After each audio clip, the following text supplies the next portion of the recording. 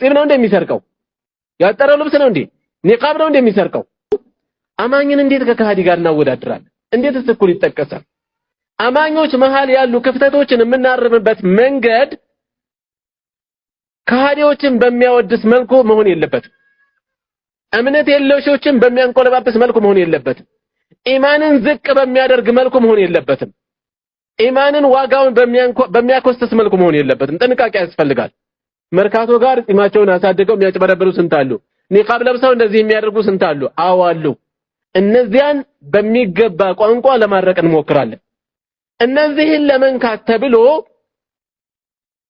አይደለም ሌላ መሰረቱ ኢማን ሊነካ ቀርቶ ጺም ማሳደግ እስላማዊ አለባበስ እንኳን ጫፉ ሊነካ ይገባል። ጫፉ እንኳን ሊነካ ይገባል። እንዴት ነው እስላማዊ እሴታችንን የምንነካው? ጺም ነው እንደሚሰርቀው? ያጠረው ልብስ ነው እንዴ? ኒቃብ ነው እንደሚሰርቀው?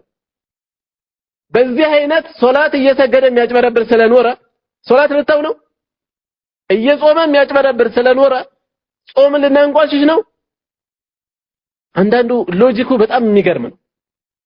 በተለይ እነዚህ ዘመናዊ አፍካሮች የሰረጹባቸው ሰዎች ለሚሰጧቸው ትንታኔ ቡድናዊ የሆነ መነሻ ስለሚኖራቸው ጣታቸውን የሚቀስሩባቸው አካላት በቡድን ይለዩናል ብለው ስለሚያስቡ ከግለሰቦቹ አልፎ እስላማዊ እሴቶችን እስከ መንካት ይደርሳል አካሄዳቸው።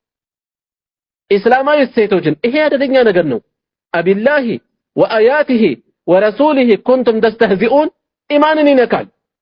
አይደለም ነብዩ ሰለላሁ ዐለይሂ ወሰለም ደጋግመው ያሳሰቡት የሸሪዓ እሴት ቀርቶ ትንሽ የሚባል በንጽጽር ነው ማለት እንጂ ሸሪዓዊ እሴት ትንሽ አይባል።